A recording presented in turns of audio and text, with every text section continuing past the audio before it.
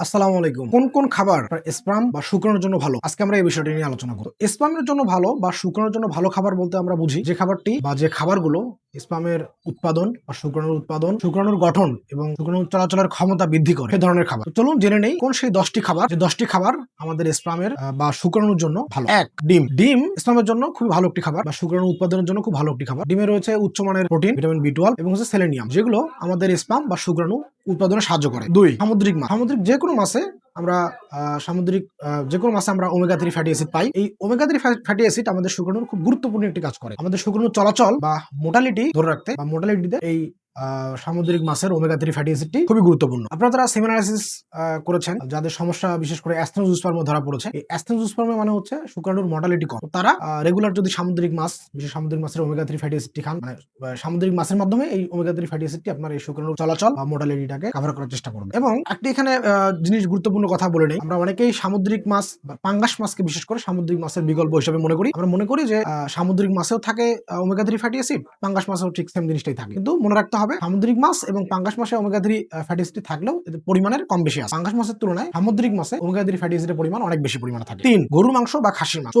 চর্বিবিহীন গরুর মাংস বা খাসির মাংস। এই গরুর মাংস বা খাসির মাংসে যে চর্বি বিহীন গরুর মাংস বা খাসির মাংসে থাকে উচ্চমানের প্রোটিন এবং জিঙ্ক, যে উপাদানগুলো আসলে আমাদের স্পার্ম তৈরিতে গুরুত্বপূর্ণ ভূমিকা পালন করে। 4. আখরোট বা অন্যান্য বাদাম। আখরোট বা অন্যান্য বাদামে অনেকগুলো উপাদান থাকার পাশাপাশি যে গুরুত্বপূর্ণ উপাদানগুলি থাকে যেগুলো আমাদের স্পার্মের জন্য ভালো, সেগুলো হলো স্বাস্থ্যকর ফ্যাট, ভিটামিন ই এবং হচ্ছে অন্যান্য অ্যান্টিঅক্সিডেন্ট। এই অ্যান্টিঅক্সিডেন্ট আমাদের স্পার্মের জন্য খুবই গুরুত্বপূর্ণ। কেন গুরুত্বপূর্ণ? কারণ এই অ্যান্টিঅক্সিডেন্ট আমাদের শুক্রাণুর যে কোষ, সে কোষকে স্বাভাবিক রাখে এবং কোষের যে গঠন বা আকৃতি স্বাভাবিক রাখতে এই অ্যান্টিঅক্সিডেন্ট খুব গুরুত্বপূর্ণ ভূমিকা পালন করে। কিভাবে করে এখন আমরা জানবো যে কিভাবে যে কোনো অ্যান্টিঅক্সিডেন্ট শুক্রাণুর আকার আকৃতি স্বাভাবিক রাখতে গুরুত্বপূর্ণ ভূমিকা পালন করে। আপনারা অনেকেই ফ্রি রেডিক্যালস বা অন্যান্য ক্ষতিকর উপাদান ফ্রি রেডিক্যালস, যেটি আমাদের শরীরের বিভিন্ন কোষকে, বিশেষ করে ডিএনএ কোষের ডিএনএ কে ধ্বংস করে যাচ্ছে প্রতিনিয়ত। ঠিক এই ধ্বংস করার কাজটি সে শুক্রাণুর ক্ষেত্রে করে, শুক্রাণুর ডিএনএ কে নষ্ট করে ফেলে, যার কারণে শুক্রাণুর আকার আকৃতির পরিবর্তন হয়। এই অনেকগুলো পরিমাণের শুক্রাণুর আকার আকৃতি যখন খুব খারাপভাবে নষ্ট হয়ে যায়, বিশেষ করে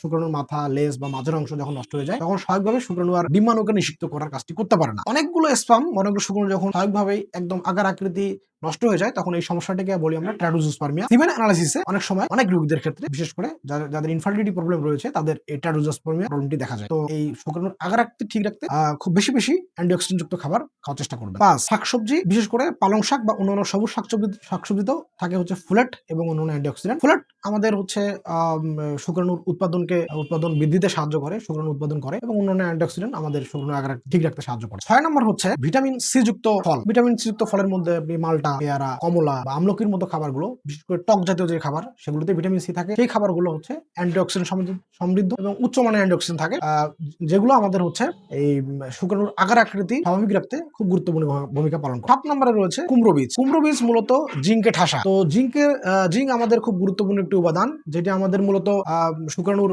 উৎপাদনে খুব গুরুত্বপূর্ণ একটি উপাদান হিসাবে কাজ করে। 8 নম্বরে রয়েছে দুধ বা টক দই। দুধ বা টক দই হচ্ছে একটি আদর্শ খাবার, সবাই আমরা জানি। উচ্চমানের প্রোটিন থাকে এবং ক্যালসিয়ামে ভরপুর, যেগুলো আমাদের শুক্রাণু থেকে শুরু করে স্বাভাবিক স্বাস্থ্য বজায় রাখতে খুব গুরুত্বপূর্ণ ভূমিকা পালন করে। 9 নম্বর যে খাবারটির নাম বলবো সেটি খুব ইন্টারেস্টিং, টমেটো। টমেটোতে থাকে লাইকোপিন। লাইকোপিন একটি শক্তিশালী অ্যান্টিঅক্সিডেন্ট এবং শক্তিশালী অ্যান্টিঅক্সিডেন্ট হওয়ার কারণে আমাদের বিশেষ করে শুক্রাণুর কোষের স্বাভাবিক গঠন এবং আকৃতি ঠিক রাখতে সাহায্য করে। তো টমেটো কাঁচা অবস্থা থেকে রান্না করে খাওয়া বা সিদ্ধ করে টমেটো খাওয়া খুবই ভালো, কারণ সিদ্ধ করা বা রান্না করা টমেটোর যে লাইকোপিন, সেটি আমাদের শরীর খুব দ্রুত শোষণ করতে পারে। 10 নম্বর যে খাবারটি নিয়ে আমরা কথা বলবো, 10 নম্বর খাবারটির নাম হচ্ছে ছোলা।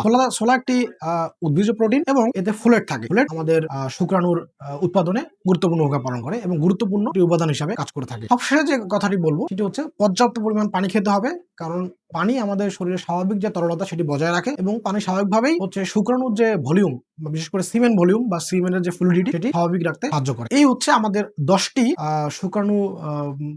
শুক্রাণুর জন্য ভালো এরকম 10টি খাবারের নাম। ধন্যবাদ।